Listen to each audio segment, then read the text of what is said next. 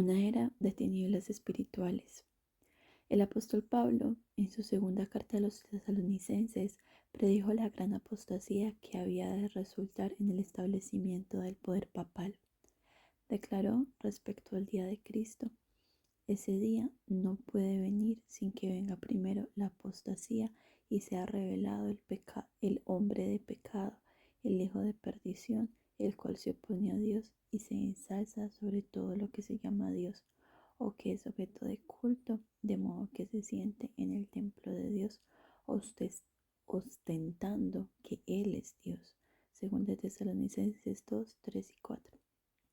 Y además el apóstol advierte a sus hermanos que el misterio de iniquidad ya está obrando. Versículo 7. Ya en aquella época veía él que se introducían en la iglesia errores que prepararían el camino para el desarrollo del papado. Poco a poco, primero solapadamente y a hurtadillas, después con más desembozo, conforme iba cobrando fuerza y dominio sobre los espíritus de los hombres, el misterio de iniquidad hizo progresar su obra engañosa y blasfema. De un modo casi imperceptible, las costumbres del paganismo penetraron en la iglesia cristiana. El espíritu de avenencia y de transacción fue coartado por algún tiempo por las terribles persecuciones que sufriera la iglesia bajo el régimen del paganismo. Mas habiendo cesado la persecución y habiendo penetrado el cristianismo en las cortes y palacios, la iglesia dejó a un lado la humilde sencillez de Cristo y de sus apóstoles por la pompa y el orgullo de los sacerdotes y gobernantes paganos y sustituyó los requerimientos de Dios por las teorías y tradiciones de los hombres.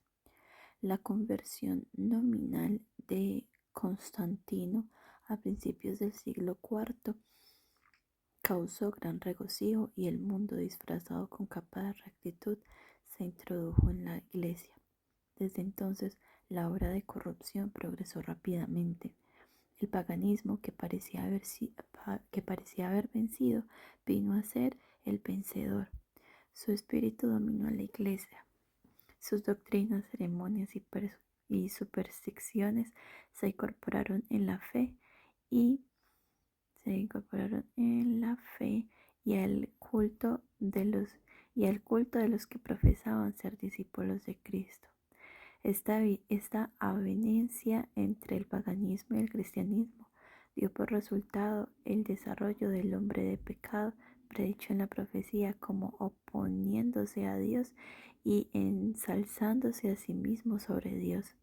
Ese gigantesco sistema de falsa religión es obra maestra del poder de Satanás, un monumento de sus esfuerzos para sentarse él en el trono y reinar sobre la tierra según su voluntad. Satanás se había esforzado una vez por hacer transigir a Cristo. Vino a donde estaba el Hijo del Hombre en el desierto para tentarle y mostrándole todos los reinos del mundo y su gloria, ofreció entregárselo todo con tal que reconociera la supremacía del príncipe de las tinieblas. Cristo reprendió al presuntuoso tentador y le obligó a marcharse. Pero al presentar las mismas tentaciones a los hombres, Satanás obtiene más éxito. A fin de asegurarle honores y ganancias mundanas, la iglesia fue inducida a buscar el favor y el apoyo de los grandes de la tierra, y habiendo rechazado de esa manera a Cristo, tuvo que someterse al representante de Satanás, al obispo de Roma. Una de las principales doctrinas del romanismo enseña que el Papa es cabeza visible de la Iglesia Universal de Cristo y que fue investido de suprema autoridad sobre los obispos y los pastores de todas las partes del mundo. Aún más, el Papa se le han dado los títulos propios de la divinidad. Se le ha titulado Señor Dios el Papa y se le ha declarado infalible. Exige que todos los hombres le rindan homenaje, la misma pretensión que sostuvo Satanás cuando tentó a Cristo en el desierto. La sostiene aún por medio de la Iglesia de Roma y muchos son los que están dispuestos a rendirle homenaje. Pero los que temen y reverencian a Dios resisten esa pretensión que es un desafío al cielo, como resistió Cristo las instancias del astuto enemigo. Al Señor tu Dios adorarás y a Él solo servirás. Lucas 4:8. Dios no había hecho alusión alguna en su palabra a que Él haya elegido a un hombre para que sea cabeza de la iglesia. La doctrina de la supremacía papal se opone abiertamente a las enseñanzas de las Santas Escrituras y solo por usurpación puede el Papa ejercer autoridad sobre la Iglesia de Cristo. Los romanistas se han empeñado en acusar a los protestantes de herejía y de haberse separado caprichosamente de la Iglesia verdadera, pero estos cargos recaen más bien sobre ellos mismos. Ellos son los que arribaron la bandera de Cristo y se apartaron de la fe que ha sido una vez dada a los santos. Judas 3. Bien sabía Satanás que las Sagradas Escrituras capacitarían a los hombres para discernir los engaños de él y para oponerse a su poder. Por medio de la palabra fue como el mismo Salvador del mundo resistió los ataques del tentador. A cada asalto suyo, Cristo presentaba el escudo de la verdad eterna diciendo, escrito está. A cada sugestión del adversario ponía él la sabiduría y el poder de la palabra para mantener su poder sobre los hombres y establecer la autoridad del usurpador papal. Satanás necesita que ellos ignoren las Santas Escrituras. La Biblia ensalza a Dios y coloca a los hombres, seres finitos, en su verdadero sitio. Por consiguiente, hay que esconder y suprimir sus verdades sagradas. Esta fue la lógica que adoptó la Iglesia romana. Por centenares de años fue prohibida la circulación de la Biblia. No se permitía a la gente que la leyese, ni que tuviese en sus casas, y sacerdotes y prelados sin principios interpretaban las enseñanzas de ella para sostener sus pretensiones. Así fue como el Papa vino a ser reconocido casi universalmente como vicegerente de Dios en la tierra, dotado de autoridad sobre la Iglesia y el Estado.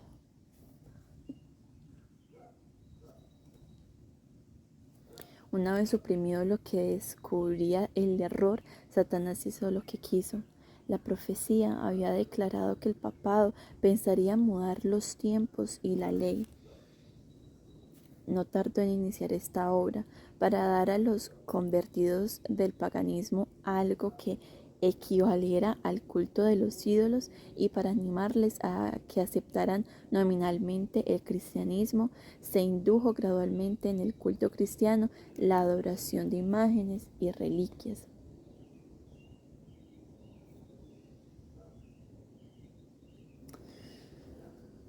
Este sistema de idolatría fue definitivamente sancionado por decreto de un concilio general. Para remate de su obra sacrílega, Roma se atrevió a borrar de la ley de Dios el segundo mandamiento que prohíbe la adoración de las imágenes y a dividir en dos el último mandamiento para conservar el número de estos.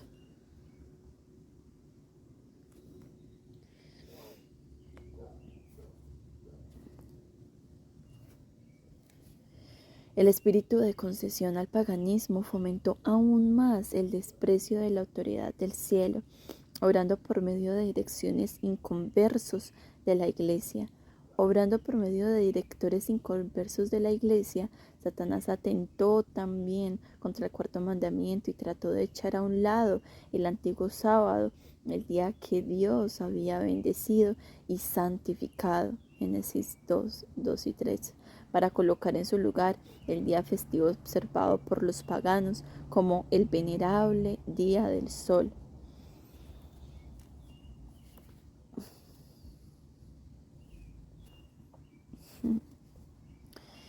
Este intento no se hizo al principio abiertamente. En los primeros siglos, el verdadero día de reposo, el sábado, había sido guardado por todos los cristianos, los cuales, siendo celosos de la honra de Dios y creyendo que su ley es inmutable, respetaban escrupulosamente la santidad de sus preceptos. Pero Satanás procedió con gran sutileza por medio de sus agentes para llegar al fin que se propusiera, para llamar la atención de las gentes hacia el domingo. Fue declarado día de fiesta en honor de la resurrección de Cristo. Se celebraban servicios religiosos en ese día, no obstante se lo consideraba como día de recreo y seguían guardándose piadosamente el sábado. Con el fin de preparar el terreno para la realización de sus fines, Satanás indujo a los judíos antes del advenimiento de Cristo a que recargasen el sábado con las más rigurosas exacciones, de modo que su observancia fuese una pesada carga, aprovechándose luego de la falsa luz bajo la cual lo había hecho considerar y solo despreciar como institución judaica. Mientras que los cristianos seguían observando generalmente el domingo como día de fiesta alegre, el diablo los indujo a hacer del sábado un día de ayuno, de tristeza y de abatimiento, que para hacer patente su odio al judaísmo. A principios del siglo IV, el emperador Constantino expidió un decreto que hacía del domingo un día de fiesta pública en todo el Imperio Romano. El Día del Sol fue reverenciado por sus súbditos paganos y honrado por los cristianos, pues era política del emperador conciliar los intereses del paganismo y del cristianismo que se hallaban en pugna. Los obispos de la Iglesia, inspirados por su ambición y su sed de dominio, le hicieron orar así, pues comprendieron que si el mismo día era observado por los cristianos y paganos, estos llegarían a aceptar nominalmente el cristianismo y ello redundaría en beneficio del poder y de la gloria de la Iglesia. Pero, a pesar de que muchos cristianos piadosos fueron poco a poco inducidos a reconocer cierto carácter sagrado al domingo, no dejaron de considerar el verdadero sábado como el día santo del Señor, ni de observarlo en cumplimiento del cuarto mandamiento. Pero no paró aquí la obra del jefe engañador. Había resuelto reunir al mundo cristiano bajo su bandera y ejercer su poder por medio de su vicario, el orgulloso pontífice, que aseveraba ser el representante de Cristo. Realizó su propósito valiéndose de paganos semiconvertidos, de prelados ambiciosos y de eclesiásticos amigos del mundo, convocándose de vez en cuando grandes concilios en que se reunían los dignatarios de la Iglesia de todas partes del mundo. Casi en cada concilio el día de reposo de Dios que Dios había constituido era deprimido un poco más en tanto que el domingo. Voy a repetir esta parte. Casi en cada concilio, el día de reposo que Dios había constituido era deprimido un poco más en tanto que el domingo era exaltado en igual porción. Así fue como la fiesta pagana llegó a ser honrada como institución divina, mientras que el sábado de la Biblia fue declarado reliquia del judaísmo y se pronunciaba una maldición sobre sus observadores.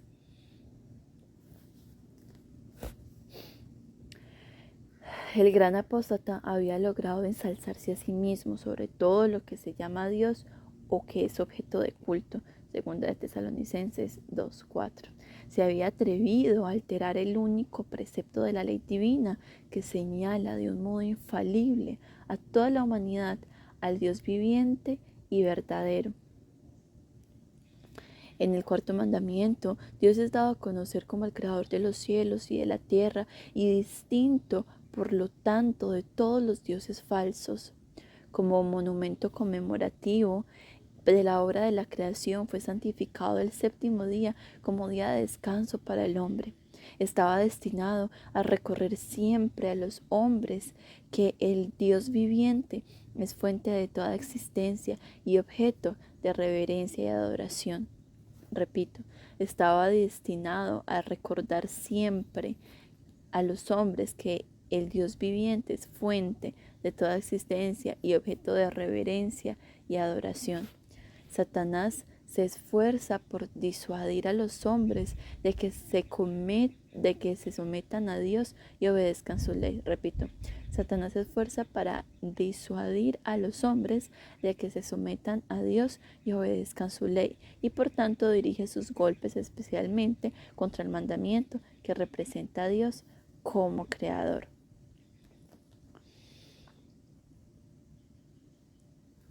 Disuadir.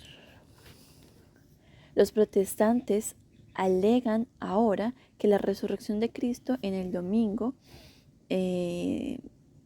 convirtió a dicho día en el día del Señor, pero las Santas Escrituras en nada confirman este modo de ver. En nada confirman este modo de ver. Ni aun Cristo ni sus apóstoles confirieron semejante honor a ese día. La observancia del domingo como institución cristiana tuvo su origen en aquel misterio de la iniquidad, que ya había iniciado su obra en los días de San Pablo.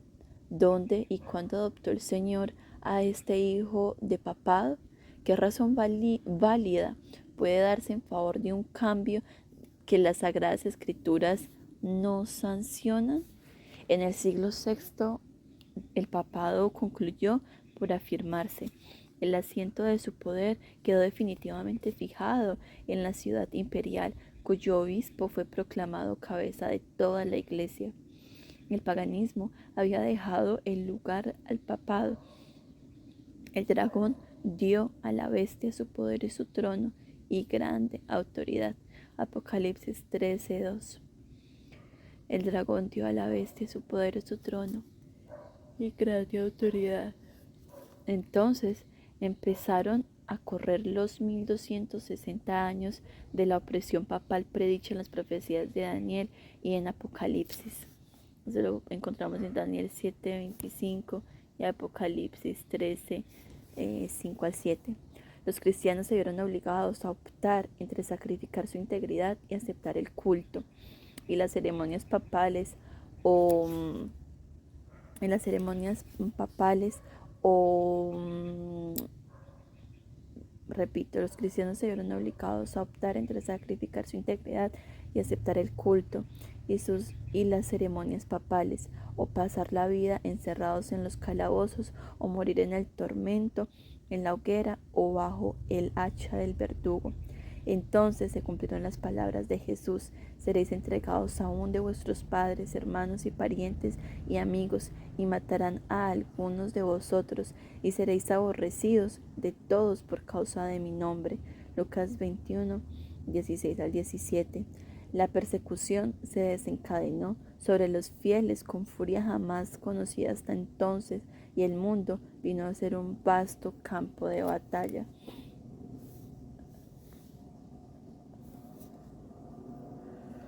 Por centenares de años,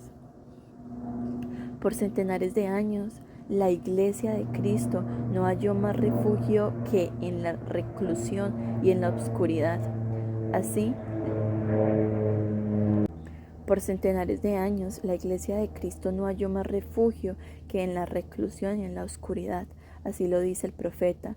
Y la mujer huyó al desierto, donde tiene lugar aparejado de Dios, para que allí la mantengan 1260 días. El advenimiento de la Iglesia romana al poder marcó el principio de la Edad Media. A medida que crecía su poder, las tinieblas se hacían más densas. La fe pasó de Cristo, el verdadero fundamento, al Papa de Roma. Repito, la fe pasó de Cristo, el verdadero fundamento, al Papa de Roma. La fe pasó de Cristo, o sea, Cristo, el verdadero fundamento, o sea, pasó de eso al Papa de Roma. En vez de confiar en el Hijo de Dios para obtener el perdón de pecados y salvación eterna, el pueblo recurría al Papa y a los sacerdotes y prelados, a quienes él invistiera de autoridad. Se le enseñó que el Papa era su mediador terrenal y que nadie podía acercarse a Dios sino por medio de él, y andando y andando el tiempo, se le enseñó también que para los fieles el Papa ocupaba el lugar de Dios y que por lo tanto debían obedecerle implícitamente. Con solo desviarse de sus disposiciones, se hacían acreedores a los más severos castigos que debían imponerse los cuerpos y almas de los transgresores. Así fueron los espíritus de los hombres desviados de Dios y dirigidos hacia hombres falibles y crueles. Aún, sí, aún más hacia el mismo príncipe de las tinieblas que ejercía su poder por medio de ellos. El pecado se disfrazaba como manto de santidad. Cuando las sagradas escrituras se suprimen, el hombre llega a considerarse como ente supremo. Repito, cuando las santas escrituras se suprimen y el hombre llega a considerarse como ente supremo, ¿qué otra cosa puede esperarse sino fraude, engaño y degradante iniquidad? Al ensalzarse las leyes y tradiciones humanas, se puso de manifiesto la corrupción que resulta siempre del menosprecio de la ley de Dios. Días azarosos fueron aquellos para la Iglesia de Cristo. Pocos en verdad eran los sostenedores de la fe. Aun cuando la verdad no quedó sin testigos, a veces parecía que el error y la superstición concluirían por prevalecer completamente y que la verdadera religión iba a ser desarraigada de la tierra. El Evangelio se perdía de vista mientras que las formas de religión se multiplicaban y la gente se veía abrumada bajo el peso de exacciones rigurosas. No solo se le enseñaba a ver en el Papa a su mediador, sino aún en confiar en sus propias obras para la expiación del pecado. Largas peregrinaciones, horas de penitencia, la adoración de reliquias, la construcción de templos, relicarios y altares, la donación de grandes sumas a la iglesia, todas estas cosas y muchas otras parecidas les eran impuestas a los fieles para aplacar la ira de Dios o para asegurarse su favor, como si Dios, a semejanza de los hombres, se enojara por pequeñeces o pudiera ser apaciguado por regalos y penitencias. Por más que los vicios prevalecieran, aún entre los jefes de la Iglesia romana, la influencia de esta parecía ir siempre en aumento. Repito, por más que los vicios prevalecieran, aún entre los jefes de la Iglesia romana, la influencia de esta parecía ir siempre en aumento. A fines del siglo VIII, los partidarios del Papa empezaron a sostener que en los primeros tiempos de la Iglesia tenían los obispos de Roma el mismo poder espiritual que a la fecha se arrogaban. Para dar a sus acertos visos de autoridad, habían que valerse de algunos medios que pronto fueron sugeridos por el padre de la mentira. Los monjes, eh, los monjes, fra- los monjes fraguaron viejos manuscritos. Se descubrieron decretos conciliares de los que nunca se habían oído hablar hasta entonces y que establecía la supremacía universal del Papa desde los primeros tiempos, y la Iglesia, que había rechazado la verdad, aceptó con avidez estas imposturas.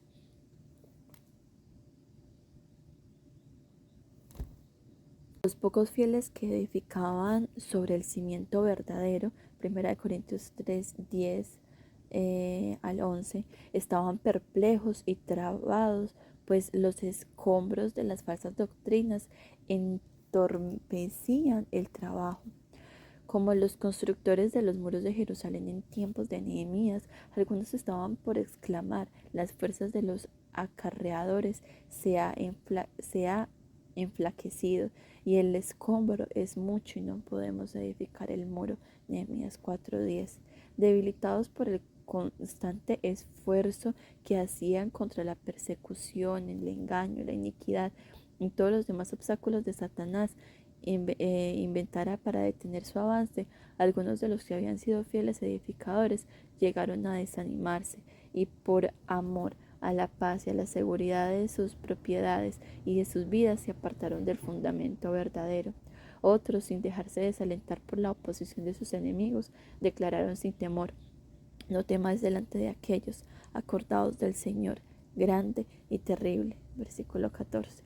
Y cada uno de los que trabajaban tenían la espada ceñida. Efesios 6:17. En todo tiempo, el mismo espíritu de odio y de oposición a la verdad inspiró a los enemigos de Dios, y los siervos de Él necesitaron la misma vigilancia y fidelidad. Las palabras de Cristo a sus primeros discípulos las palabras de Cristo a sus primeros discípulos se aplicarán a cuantos le sigan hasta el fin de los tiempos. Y lo que os digo a vosotros, a todos los digo: velad. Marcos 13:17.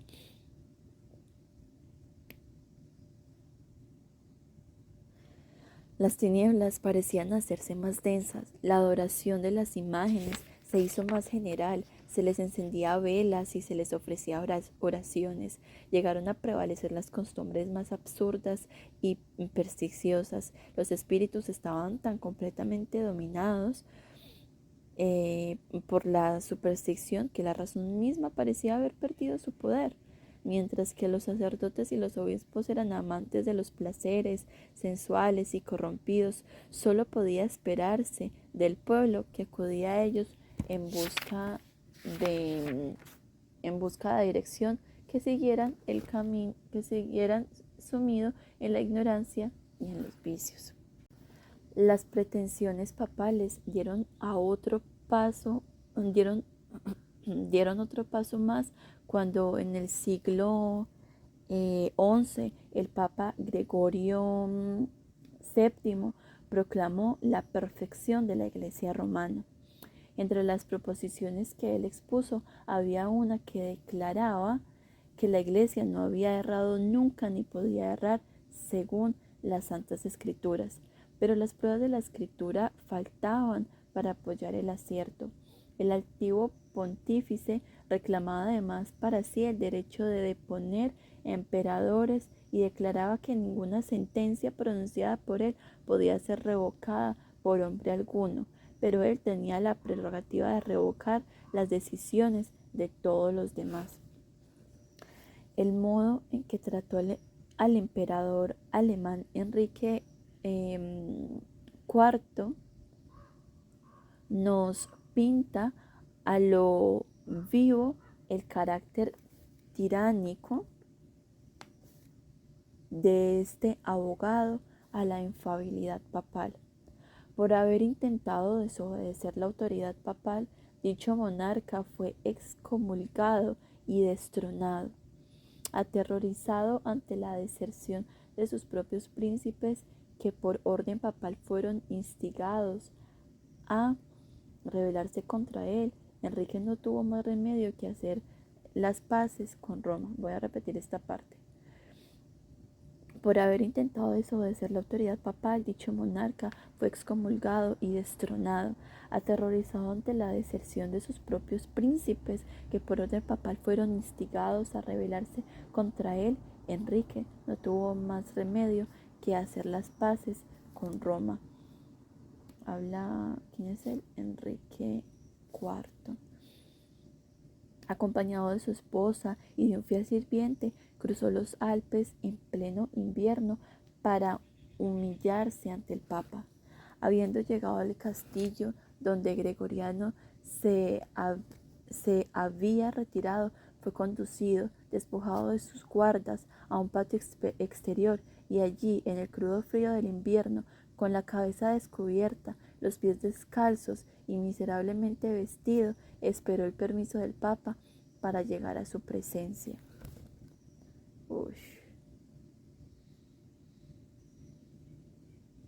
Solo después que hubo pasado así 3 días, ayunando y haciendo confesión, condescendió el pontícipe a perdonarle.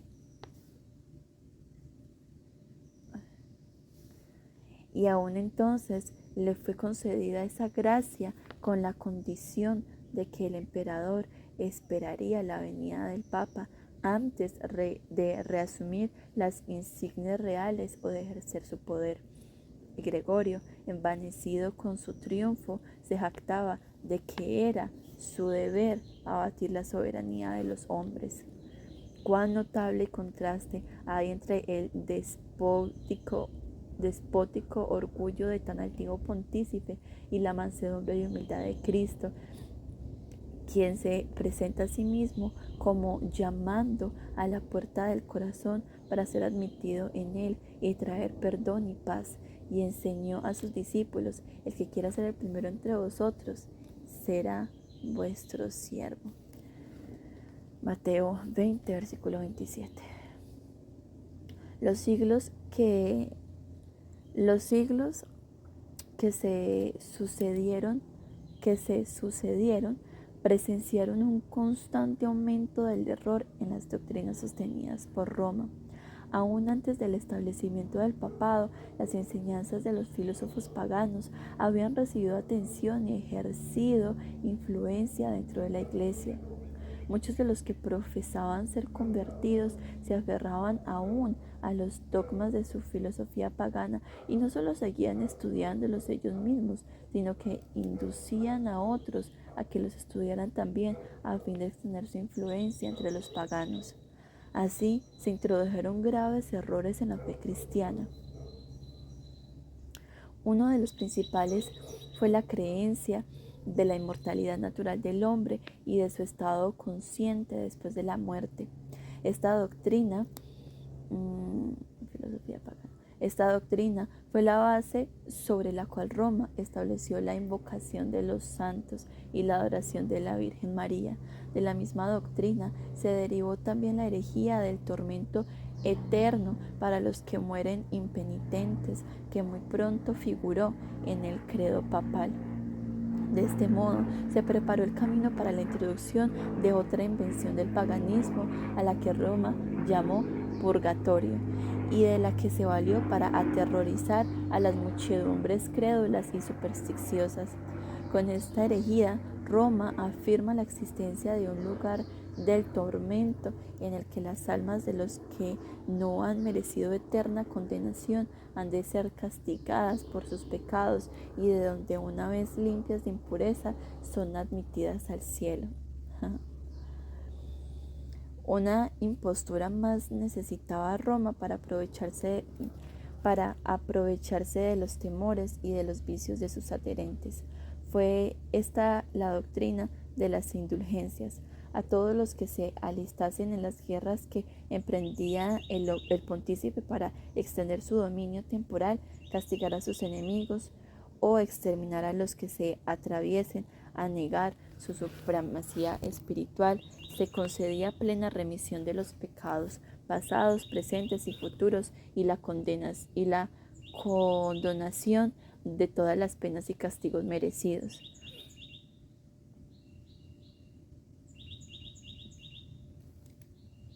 Se enseñó también al pueblo que por medio de pagos hechos a la Iglesia podía librarse uno del pecado y librar también a las almas de sus amigos difuntos entregadas a las llamas del purgatorio. Repito, se enseñó también al pueblo que por medio de pagos hechos a la Iglesia podían librarse uno del pecado y librar también las almas de sus amigos difuntos entregadas a las llamas del purgatorio.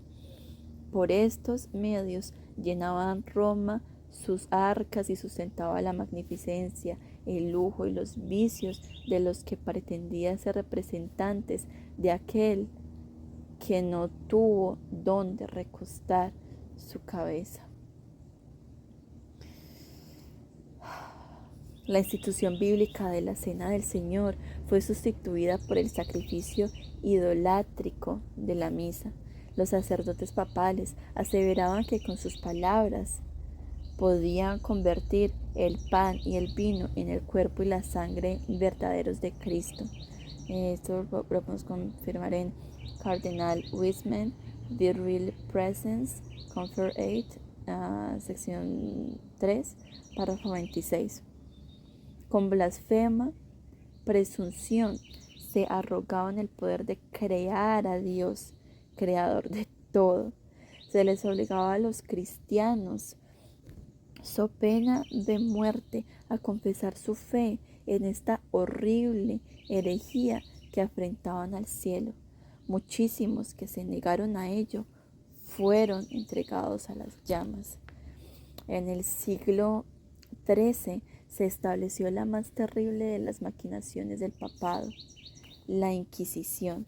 El príncipe de las tinieblas obró de acuerdo a los jefes de la jerarquía papal.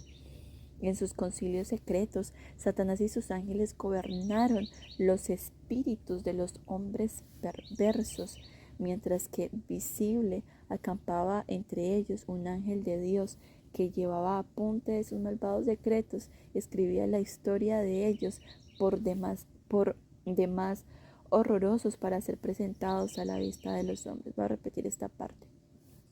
En el siglo XIII se estableció la más terrible de las maquinaciones del papado, la Inquisición. El príncipe de las tinieblas obró de acuerdo con los jefes de la jerarquía papal. En sus concilios secretos, Satanás y sus ángeles gobernaron los espíritus de los hombres perversos, mientras que invisible acampaba entre ellos un ángel de Dios que llevaba apunte de sus malvados decretos y escribía la historia de ellos, por demás horrorosos, para ser presentados a la vista de los hombres.